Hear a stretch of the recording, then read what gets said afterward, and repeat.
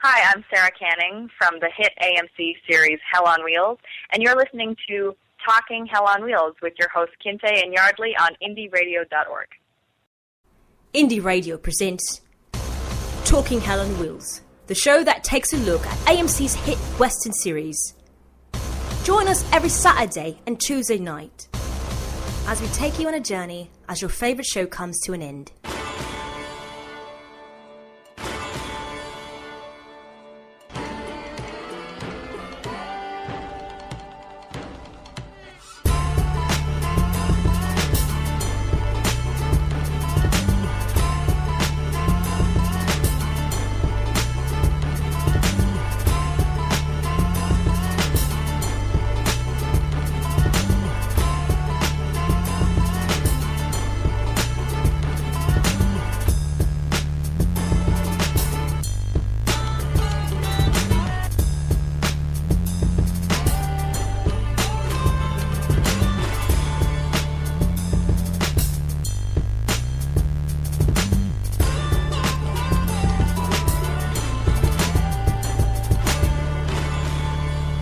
And now, here are your hosts, Yardley and Kinte.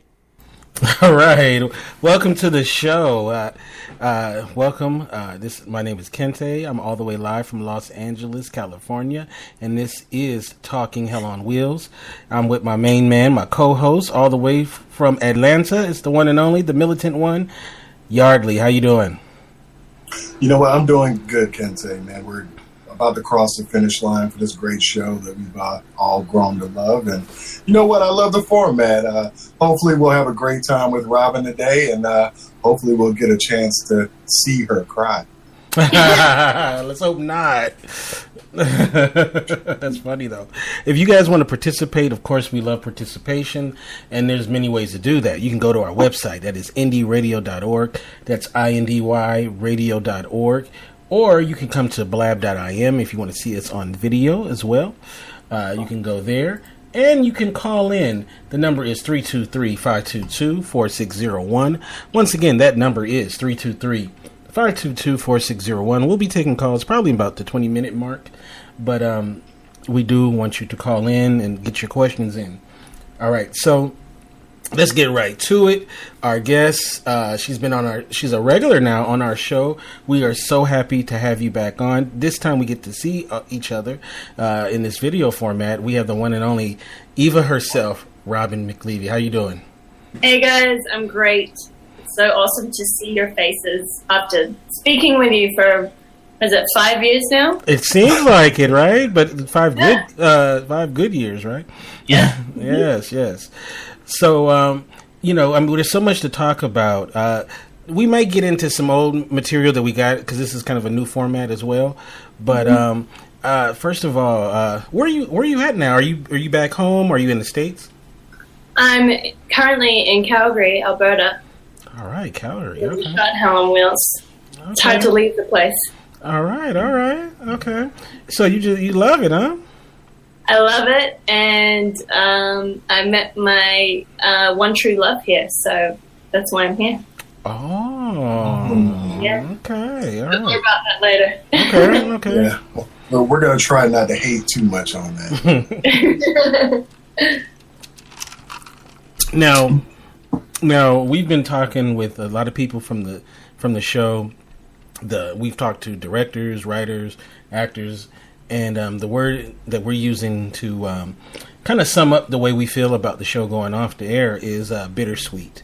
It's cool that this show won't meet the fate that a lot of shows meet, where they just automatically they're off the air.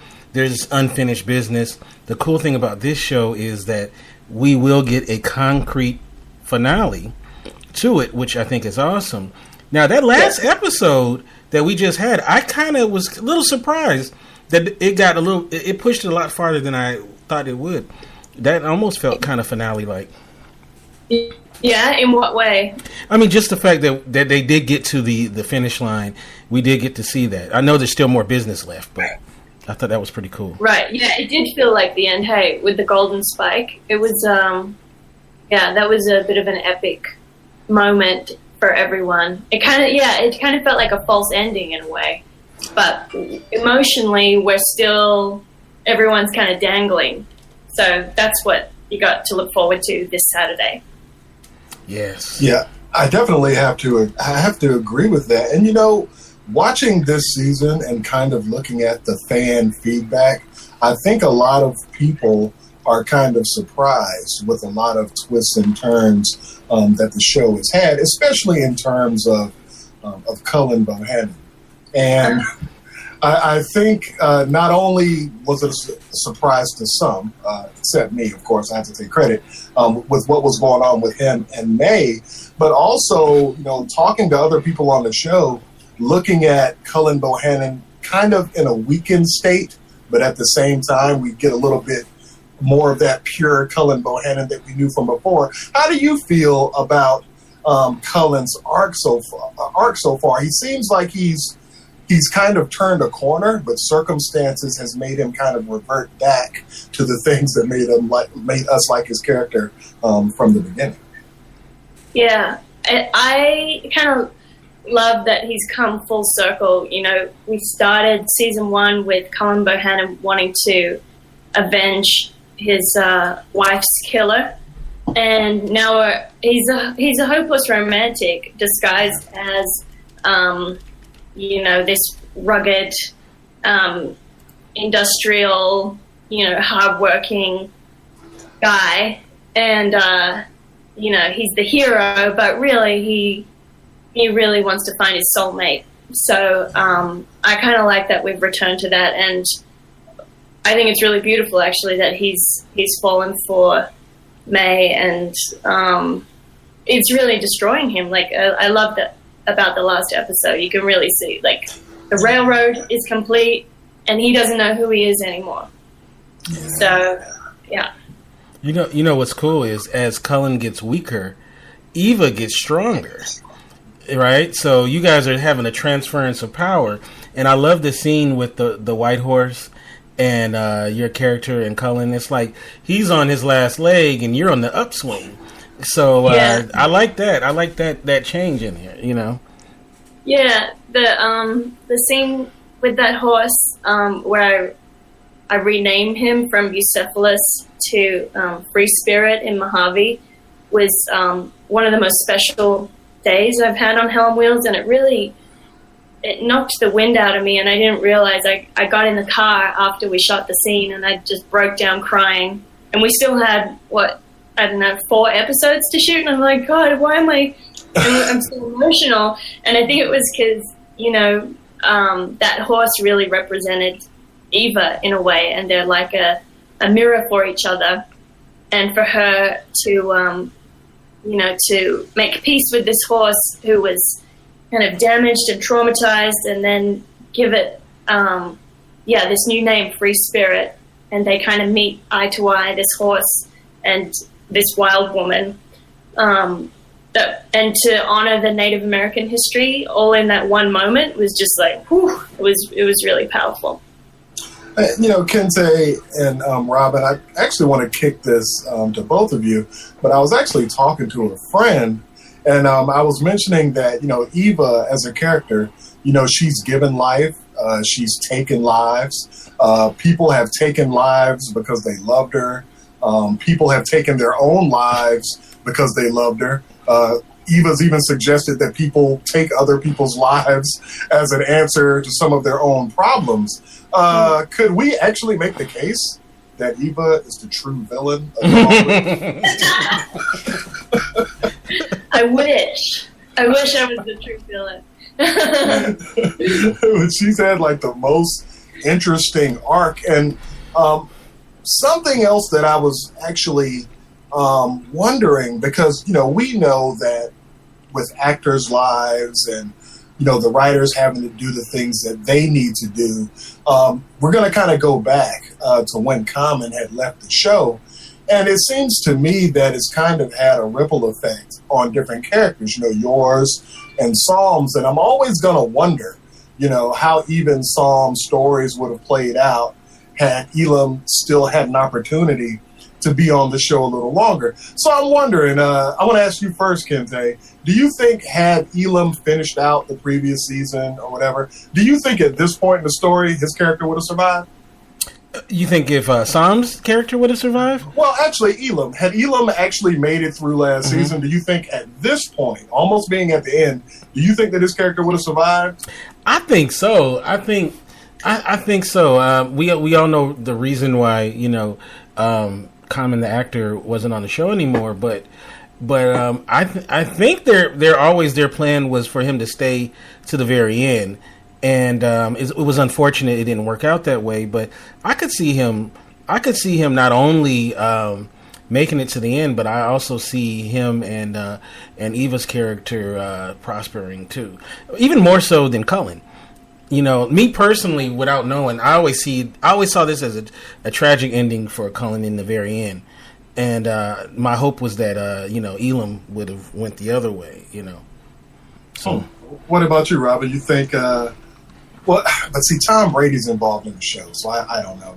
Do you think that it would have been potential for Elam to have actually made it to see the Golden Spike at the end of the day?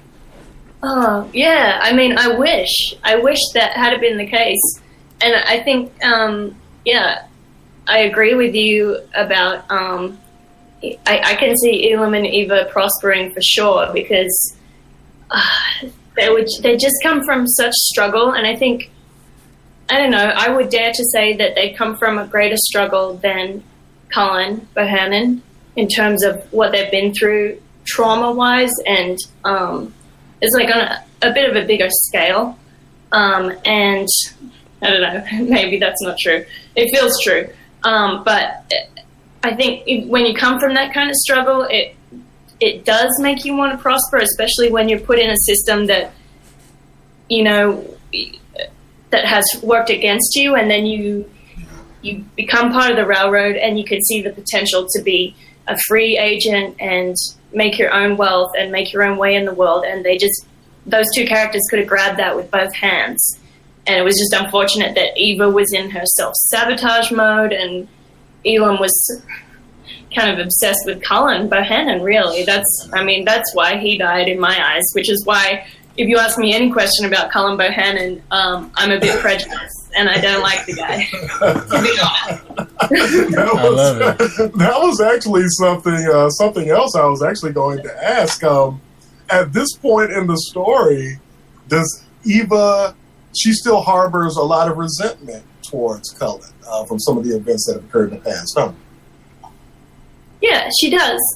And I think she still... he shot him. Like, that's unforgivable. You can't take that back. And, yeah, it was a mercy killing, but he still took away his life. And so Eva's point of view is, who was he to make that decision? I agree. I definitely agree. Now, a couple of weeks ago, we had one of your castmates, an actor by the name of Phil Burke. He stopped by and he chatted with us, and he hinted at a change in Eva's and Mickey's relationship. He kind of hinted at it, and it turned out to be true that Eva and Mickey's character kind of have a different relationship now on the show. Now, is that something that's surprising to you? Like, if you had, let's say, would you have ever thought that would have ever happened on the show? Yeah, I think Phil and I could feel that the writers were planting the seeds and we were planting the seeds a little bit, just because the nature of the relationship, they'd been together for so long. They were like brother and sister. They'd been through huge arguments. They'd been through, physical abuse. And then, what's left? Can you get any closer? And the question was asked, and it was answered with a resounding but very quick yes. Yeah, no doubt. I definitely, I guess you could see that the beats were there. And, I don't know, because you remember, it was a couple of seasons ago, you remember the scene with Mickey assaulting Eva's the character in the tub. Yeah. And I just never would have thought that he would, recover from that. But I do think that the struggles as a whole, and it's kind of twisted, of kind of seeing where your characters are now. It's just that I think if we go back to that show, I mean, people were totally pissed off about that whole thing. Like Phil Burke and the character Mickey was like on everybody's shit list. You know what I'm saying? But kind of looking at how these arcs have kind of progressed, I can see how that happened. But in a way, there's a little bit of empowerment in what happened between Mickey and Eva, because she made the suggestion that, he should take out his cousin. We all know that she knows about him taking out his brother. So in a way, I kind of feel like she snatched some power back by kind of, pushing him in a direction that she had kind of wanted him to go with her advice, so to speak. Yeah, that moment is Eva's Lady Macbeth moment, where, Macbeth is freaking out and doesn't have the balls to kill Duncan, and Lady Macbeth says, "Are you a man or not?" And basically that's what I feel like that scene was like. And then Mickey ends up killing Shay, and the reward is some strange, sexual intimacy, which is really primal. And when I first read the script, I was like, why is this happening? But then I spoke to Jamie O'Brien, woman to woman, and she was like, no, these two characters are the most lonely characters in the world. And it's a kind of a primal response to having murdered. And it's like, this is the renewal of life, in a way. Interesting. What did you think about that, Kendra? Yeah, I mean, as we were just saying, it was pretty evident that at some point they were going to hook up together, and it just seems only right. So, and I also see it as a merging of business too, because you guys, both of your characters, are in business together too, and a lot of times the way to seal business is through a relationship as well, especially back then. So it just seems like it's right. And you guys your characters understand each other in a way that maybe no other two characters understand, So I thought it felt right to me. It did feel right to me that those two characters get together, so. And then especially, Johnny Shea had it coming. I mean, they should have offed him like maybe 4 or 5 episodes before that. So, because we were talking on the show before, Kente. It was after Eva had killed, oh my gosh, Paige Patterson's character. Yeah. What was her character's name? I can't remember. Josie. Oh, Josie. I thought that Eva was going to kill Johnny Shea in that episode, which I thought would have been. Yeah, I really wanted that to happen. Even to this day, knowing what's going to happen, when I rewatched that episode, I still think that Eva was going to shoot him in the face. But I think that's definitely. I think that is definitely interesting. That's how it ended up going down. So I would have to ask you, Robin. We've talked about Eva's ascension and how she's turning into a more independent person. And at least in my heart, I know we have 1 episode to go. I really do think that her trajectory is going to be a positive one. But since your character is kind of on the upswing, what would you say personally was Eva's biggest negative as an individual? As a character? Yes.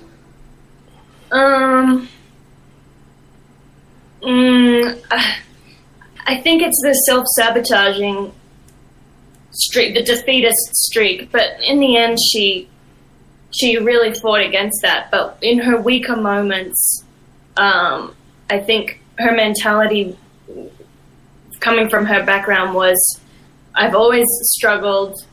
The system's always been against me. I've been abused. No one values me. I'm an outcast. No one will accept me because I've got this mark and I've got Native American background and white woman, but I'm nowhere at the same time. So that I think her weakest and most negative trait was doubting that she had value. And then from that place, she would doubt that she was worthy of a relationship or love or money or all the good things that everyone deserves to have in abundance. Would you say that Eva's lowest point on the show, do you think that would be her having to give up baby Rose, or would it have been, the epic ending to her relationship with Elam? You think the Rose was the worst, or Elam? Or they're both kind of combined into one, actually? Yeah, it's funny. I think in Eva's mind, giving away Rose was an act of love, and it was just unfortunate that Elam took it so hard. And I think had she not doubted herself so much, they probably could have raised the child together. But Eva was too scared for the baby's safety, so that wasn't an option. But I think probably the lowest point came after that, at the start of season 4, was it? When Durant comes up to her and says, "You got to pick yourself up," and she's like washing laundry, and I think psychologically she really crashed then. And she was, when she slept with the gambler, and she was trying to make her way in the world again and kind of define who she was. And she went back to using her body as currency, which is like, I think, the lowest expression for that woman after, being married essentially to a man and having a baby. Is, I'm glad she came out of that. One of the best scenes, though, that on Hell on Wheels has to be the scene where Elam is going to Psalms and he's asking him to help him go to New York and get the baby, and Psalms checks him, like fool, I ain't going there. You out of your mind. That scene is pretty hilarious. He needed somebody to slap him, like, dude, no, that ain't your baby, and I ain't going to help you. I thought that was so funny. That was I know. I don't know. Given what's happening in the world right now, and I'm a really strong supporter of the Black Lives Matter movement. That there's something really beautiful about a black man taking ownership of a baby that doesn't have the same skin color as him. In 1868? Is it 1868, right, on the show or something? Yeah. Like that?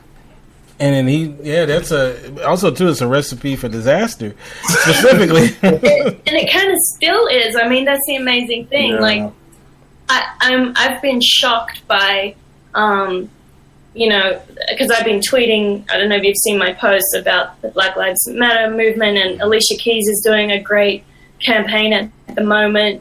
I just feel like that's a movement that needs everybody's support, and I've been shocked by some of the comments that I've got. I'm like, really? These people still exist?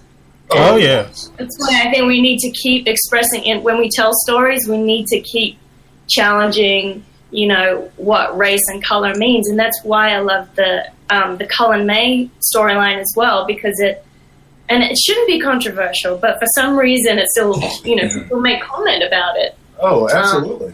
And back in the day, sure, it's controversial, but that's why we're still talking about it. And I think we should keep talking about it with more love and more cherishing of it, no matter how kind of bizarre it seems. It's totally controversial. I mean, especially if you read, even the Hell on Wheels page and things like that. It's almost as if you have to say to yourself, why is it so strange that Cullen could actually fall for a Chinese woman? I used to tell people that there's nothing strange about it, because when you look at the character May, she has more in common with Cullen than any white woman we've seen him with on the show. Yes. So he definitely, it's not strange to me, even from that standpoint of not even putting skin color in it. If you talk about common interests, common experiences, you've got a woman who works with him, actually literally working with him on blasting out mines. You've got a woman who comes from war, just like he comes from war. You've got a person who's driven from their home from circumstances that they couldn't control. They have that in common. So to me, it's not strange just on circumstances alone. But you know what? All you can do is, try to keep your head on straight. Try not to live in a bubble and broaden your understanding of the world. And that's all you can do. At the end of the day, try to be as positive as you can. And just know that, you've got to brush things off your shoulder when you have to. Mm-hmm. Yeah. Amen to that. Yes. All right. So, go ahead, Kente. No, I was just going to say that, you've played this character now for about, 6 years, right? About 6 years? Yeah.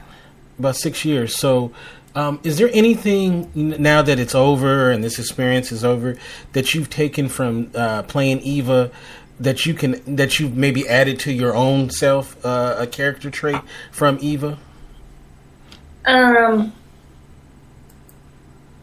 Yeah, I think there's like a real groundedness and an earthiness to Eva that I might have had in some form before, but having the privilege of playing her has really solidified what it means to me personally to stand in my own power, and to not doubt myself, and to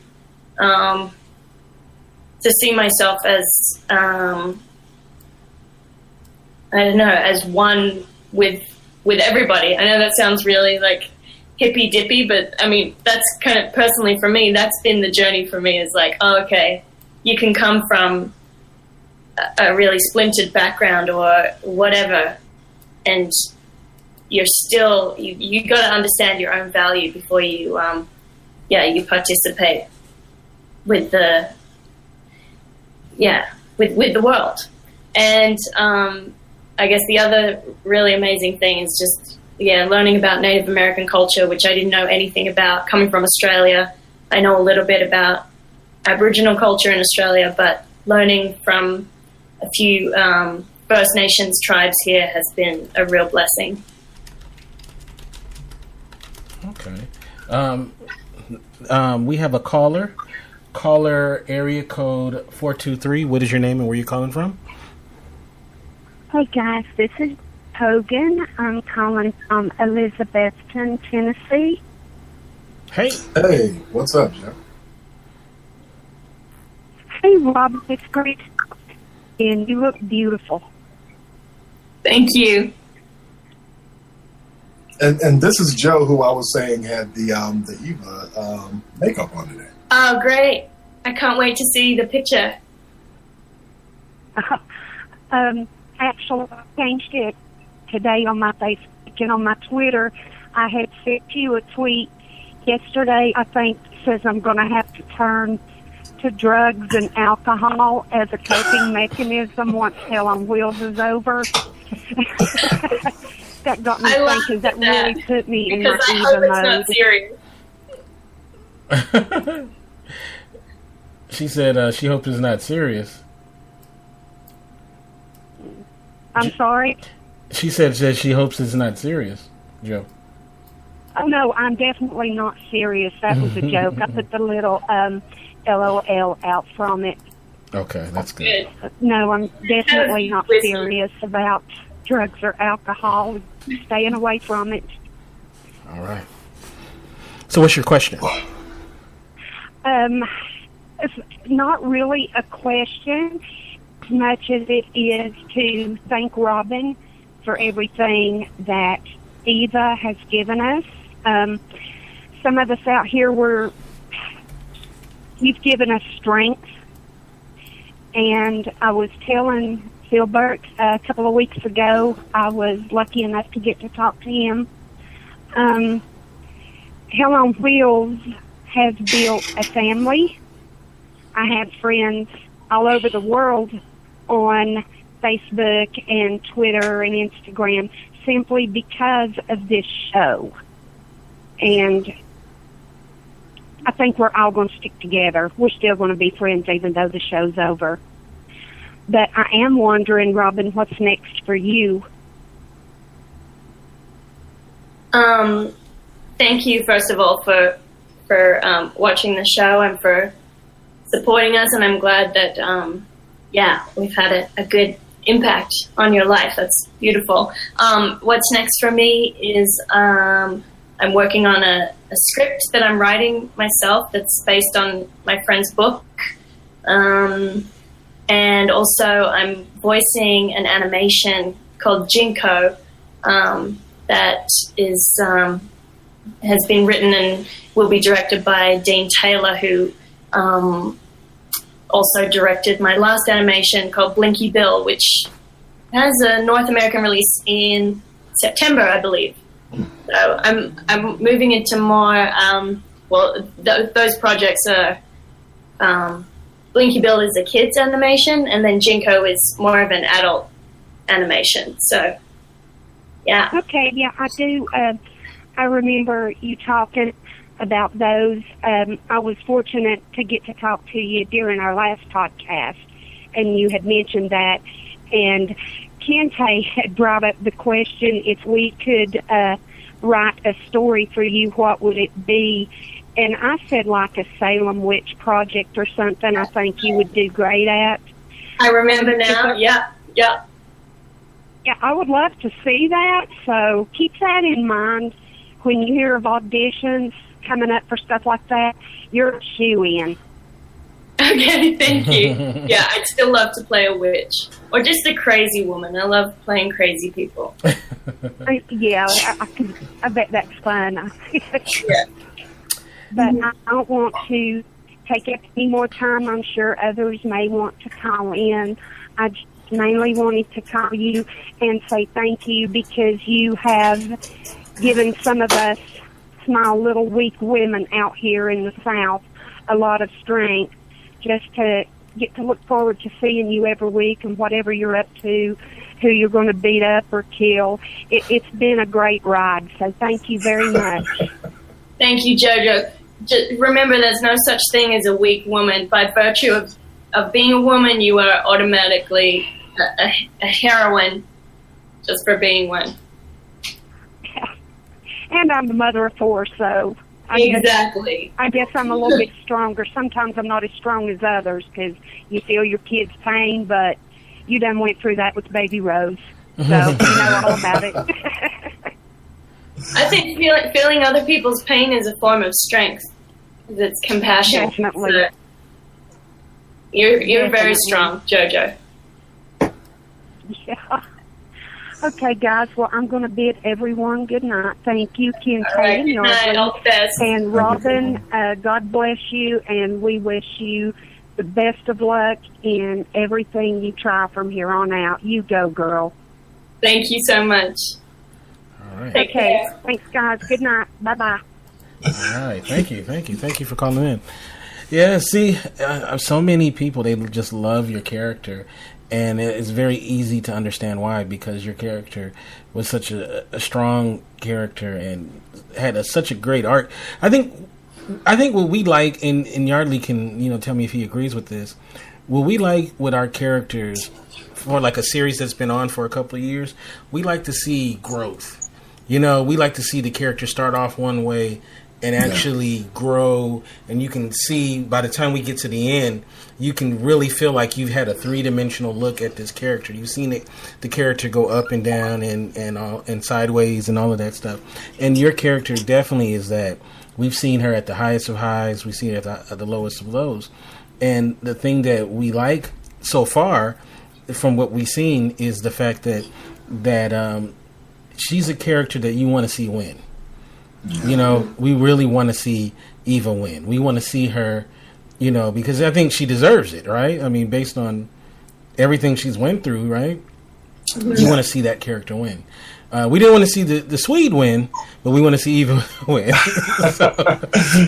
No, I have to say one of the things that's definitely appealing about Eva's character is I also like characters who are willing to take chances. As we were mentioning earlier in the show, her relationship with Ela was taking a big chance. But at the end of the day, they let their love for each other kind of carry them through a lot of troubles, which is something that you have to do, in real life as well. So anybody who has the ability to take a chance and throw caution to the wind, because at the end of the day, you have to make yourself happy, even in that time, under those circumstances. I garnered a lot of respect for the character from that aspect. Yes. Yeah. So, now, on a lot of actors' bucket lists, being in a Western is on their bucket list. Now that you have done the Western thing, you can check that off, right? So, So what's some other parts that would be on your actor's bucket list? I'd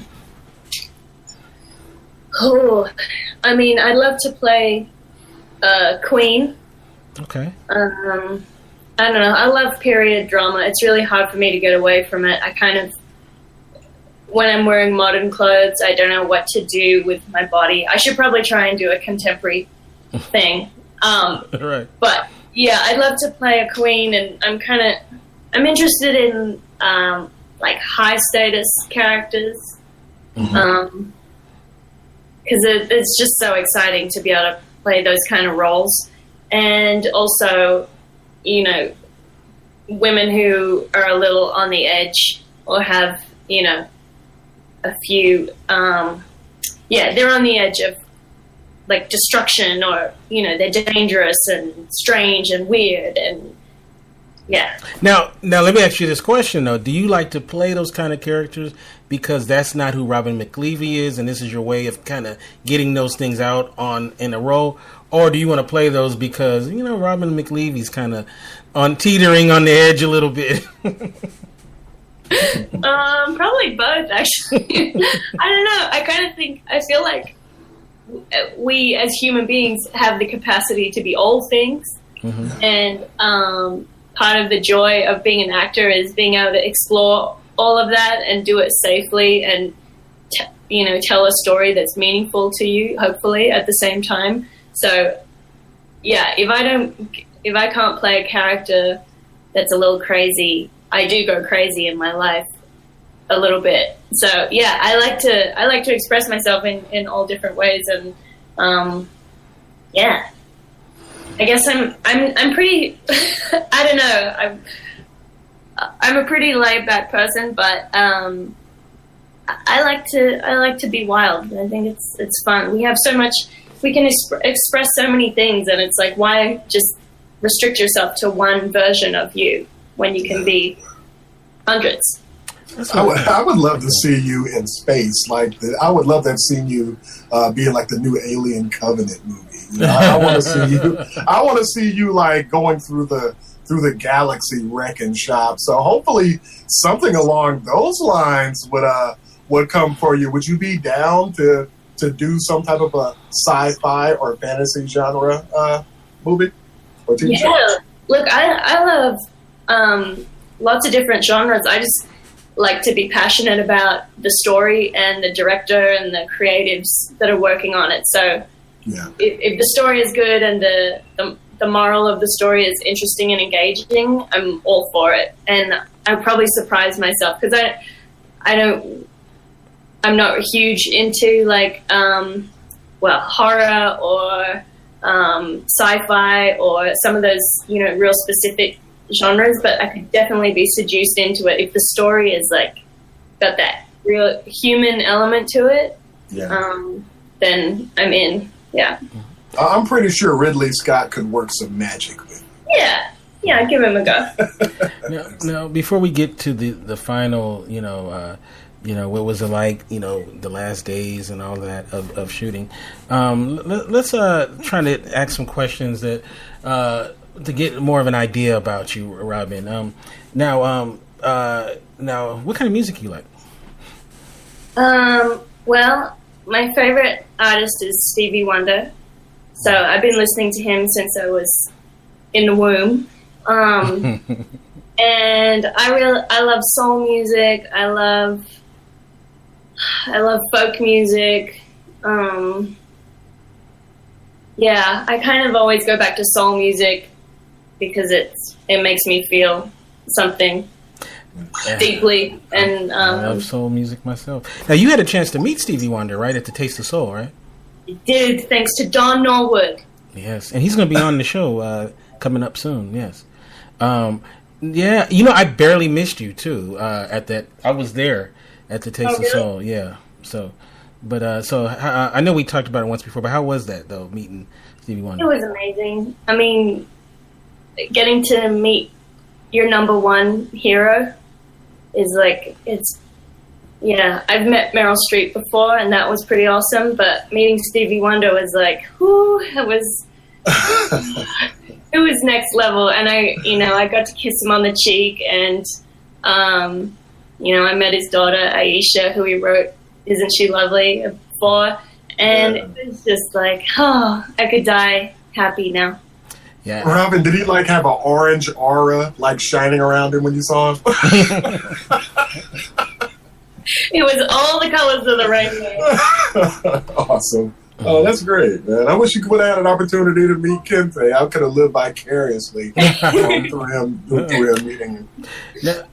Now, also, too, do you, is singing part of something that you do? Is that part of your toolbox? Yes, it is. And actually, the script that I'm working on about my friend, she was actually a rock and roll singer. So, yeah, and the plan is obviously for me to play her. But yeah, her voice is very specific and more of a rock voice. So yeah, that's something I have to move into for sure. Oh, that's going to be real interesting. Getting ready for that, it's going to be probably as interesting as actually filming it. So what kind of steps are you going to take towards getting your voice ready to do this? Because I know you want to do it right. You're a perfectionist. Yes, I am. Yeah, I want to work with a singing teacher who can teach me how to get that, those rock and roll growls without shredding my vocal cords. Just to maintain, vocal health, so I can do take after take after take, and it sound good. Although we'll probably use playback, so I wouldn't have to do it, if we're using it that way. But it's something I would love to, really fully inhabit to feel authentic.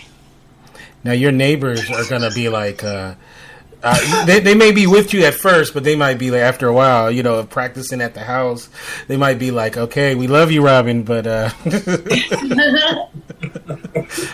I haven't had any complaints yet, so I'll keep you posted. Okay. Do you have to play any instruments? Well, I wanted to buy a keyboard actually, so I can learn all of Stevie's songs. But I do have a Turkish clarinet, which I got from Istanbul a long time ago, which is a really strange and wonderful instrument. It's in the chord of G, so it kind of sounds really mournful and exotic, and I have not mastered it. I'm terrible on it, so when I play it, it sounds like a snake dying, but I'm going to work on that, and it'll sound good eventually. Hey, Robin, do you have any plans on of traveling the world anytime soon? Yeah, I would love to go to Italy. I haven't been yet, so it's on my list. I've been to a lot of Europe, but not Italy yet. So now, Australia is one of the places that I've always wanted to go. What are some of the misconceptions about Australia from us out here that you've come across once they find out you're Australian? All the snakes and bugs and spiders and sharks will kill you. Yeah, that's what they say, right? Yeah. I mean, some of them will, but it's kind of like here in Canada. You know, people talk about bears here, And people are like, yeah, but you probably won't see one. It's the same with sharks in Australia. People go, like, oh, but you'll be eaten by a shark if you go swimming in Australia. The odds of getting eaten by a shark are very, very slim. So that's one of the main misconceptions. A lot of Americans actually are scared to go to Australia just because of the spiders and the snakes. But it's not that bad. It's not interesting. Do you know that they say that there's a better chance of a vending machine falling on you than getting bitten by a shark? No, seriously, that's what they say. The odds are greater. So I definitely, Australia and Canada are actually, on my bucket list. That's one of the things that I'm really pissed off about was the fact that I should have came to Canada when you guys were wrapping up shooting. I didn't. Oh man, yeah, you should have. Yeah. In our chat room, Steph says, my cousin fell off a cliff in Australia. Oh, wow. Dang, sorry to hear that. I hope they made it. Man. Oh, she's okay. Okay. Yeah. Well, that's good. Okay, so people think that everything's going to kill them. What about the cuisine in Australia? We have great produce, and we have really innovative chefs that aren't really bound by tradition. Mm-hmm. And because we have a lot of different immigrants, we have a lot of Thai, Chinese, Lebanese, Italian, Greek. We have a lot of multicultural food, and that is definitely one of the things I really miss about being in Australia is just the diversity of food that you can get in any city. And every capital city is a port city, so our seafood is really delicious. Hey, you know something, Robin? Let me ask you something. Please tell me that you're a woman that's not afraid to eat. Afraid of what? That's not afraid to eat. Oh, no, I love food. I live for food. Okay. And I'm an actress, and I eat like a normal person. Oh, awesome. Because, like 3 peanuts and 2 pieces of lettuce. Oh, I really kill myself, honestly. Okay. I would have really thought that would have brought down my perception of you if you were. Yeah, well, here's the thing about eating. Eating is like an expression of how much you value yourself and love yourself. And I happen to value myself and love myself a lot, and I love food, and so I'm not going to, stop myself or deprive myself from a huge joy in my life so I can appear skinny. And the whole reason that the media encourages women to be skinny is so that they can appear less strong and you can be objectified and sexualized through the male gaze, and I'm not into that. So I eat for my own thrill. Awesome. Oh, that's what's up. Well, any place that a guy wants to go to, there's 2 questions every man asks about the place, and that is what the food like and what the women like. So that's the 2 things that we always want to know. So that's like a recurring theme with me and Yardley too on our shows. Every time we have somebody from parts wherever. The cool thing about the show is you guys got people from everywhere that come together to create the show. Of course, Canada is represented, Australia is represented, Ireland. Where was Ben from? Ben Essler. He's from Australia. Australia, that's right. Yeah. So that's really cool. You guys have a really well-rounded cast and crew, and one thing that the word that we always hear from everybody that works on the show, whether they were on the show for a short period of time or they've been there the whole time or virtually the whole time, is that it's like a family atmosphere. They really talk that up, family atmosphere. I had a chance to meet Kevin Davey when he was out here, and James Shanklin, and that's what they said, was that it really felt like a family there. So now that it's over and you guys are moving on, what was that, of course we don't want no spoilers, but what was that them last days like now that, the family is coming to an end, at least, doing the show? What was those last days like? There was a lot of crying, and a lot of hugging, and a lot of drinking, and a lot of okay, we've said goodbye 10 times now, but this isn't really goodbye. Okay, I love you. Okay, goodbye. Okay, I love it. This isn't over. This is not really over. We're family forever. So it was a lot of that kind of thing. It was very sentimental and very emotional for everyone. Hey, Robin, let me ask you a question. Now, you said that there was a lot of drinking. And when it comes to alcohol, what is your weapon of choice? Oh. My weapon of choice. Oh. I don't... Oh, man. My weapon of choice is letting my alter ego out when I'm buzzed. Oh, wow. So everyone better watch out. Oh my gosh, we have to party at some point. All right.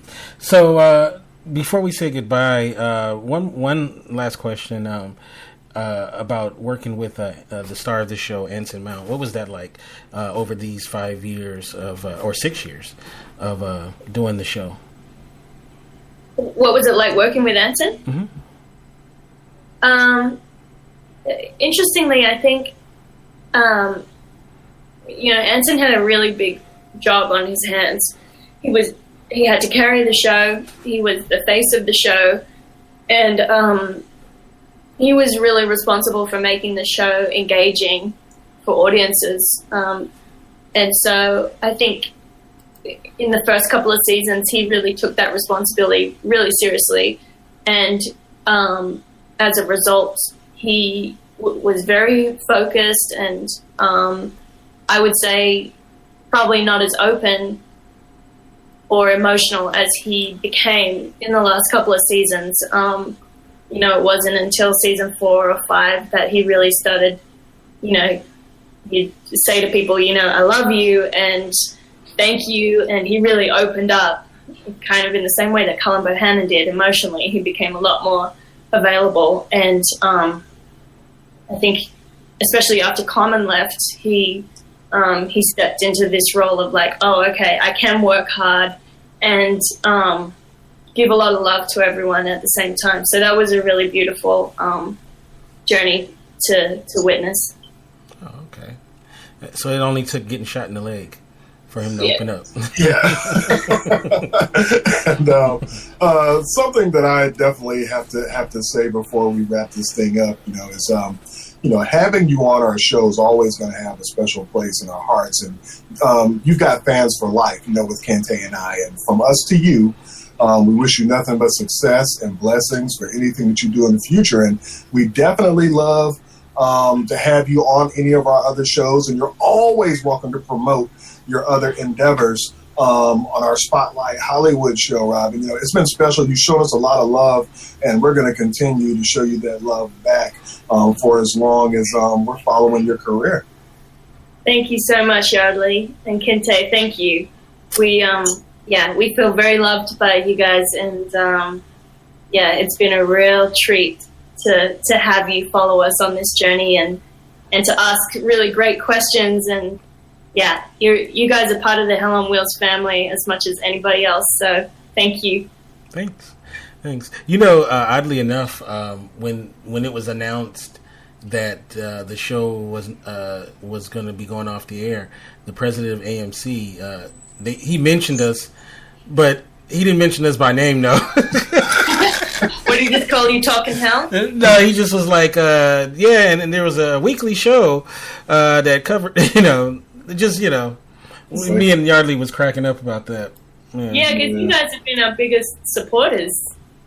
Yeah. So you deserve some huge props. Thank you. Hey, if you're going to throw us a bone, though, don't let the bone come up short, though. Yeah, I know, right? That's it. Give us a long one. I know. But it's all good. And I definitely love having the opportunity to talk to you today, and for everyone to actually have the opportunity to see the actors' faces and kind of interact with all of us. And it's really been fun, Robin, and we're definitely tracking. And just always know that we're you've kind of got some you've got followers that are kind of creeping up behind you, checking out what you do. So stay on point, stay loving, keep up your activism. It's definitely something that's refreshing to see on social media, and keep being you. Thank you. Oh, and the love of your life better always treat you right, because yeah, well, we don't need to be flying out knocking heads. Hilarious. So how can people get you on social media? On Twitter, I'm robin-mcleavy, and Instagram, robin-mcleavy. Robin-mcleavy across the board. Mm-hmm. Thank you so much. We are, of course, looking forward to the finale, the series finale, on this Saturday at 6 p.m. Pacific, 9 Eastern. And, I'm sure we'll have a lot to say about it. And, like I said, keep in touch. Yardley, how can people get you social media? At militant_marker. And of course, if you're on indieradio.org, Kente and I moderate all of the Facebook pages for our shows and all of the Twitter accounts. So if you follow or like any of those pages, you're always talking to us. And you can get me at Kente F as well. Just as a programming note, we're working out the dates. But this Saturday, of course, we have the podcast, 8 p.m. Pacific, 11 Eastern. We're going to be covering the series finale. We're working on getting some people from the show to pop in and chop it up with us. This Tuesday, we're going to have the director of the pilot episode as well as the series finale. David Von Aken is going to come in and talk about that, which should, we've actually been wanting to get him for a couple of years on the show, and finally we got him. Tim Guinea is going to be on the show coming up. We're working out that date. Don Norwood said he's going to stop by. Jennifer Farron is going to be on. We're going to get Jamie O'Brien on. We're working on John Worth as well. So we have quite a bit of people that are going to come on the show and help us wrap it up. And we're looking forward to all of this. So just, keep in touch. Make sure you're following us on Twitter as well as liking us on Facebook as well. And absolutely. And when the video gets up, Robin, the video and the audio, we'll make sure to tag you in our accounts and just retweet it out so all of your followers can get a chance to see your face as well. Okay, great. I hope you guys loved the final episode, because I really did. So. Oh, awesome. Are you going to live tweet this Saturday or no? Maybe I will. Maybe I should. You should. I mean, it'll definitely be awesome, and we'll definitely keep an eye on what all of the actors are saying about the episode. Man, it's so sad. We're only a few days away from the end.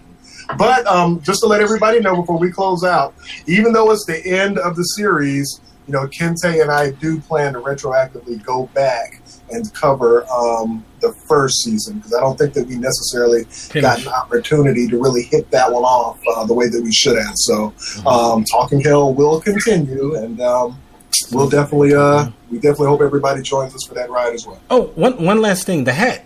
Did you get to keep the hat? Yeah. Oh, all right, okay. Interview, but that's cool. At the back here. All right, I'm glad that you got it. So, have you ever tweeted or Instagrammed a picture with you with it? Yeah, I just did. It was a farewell. Okay. Thanks for watching. So yeah, we'll post it. We'll post it on our page. Okay. All right.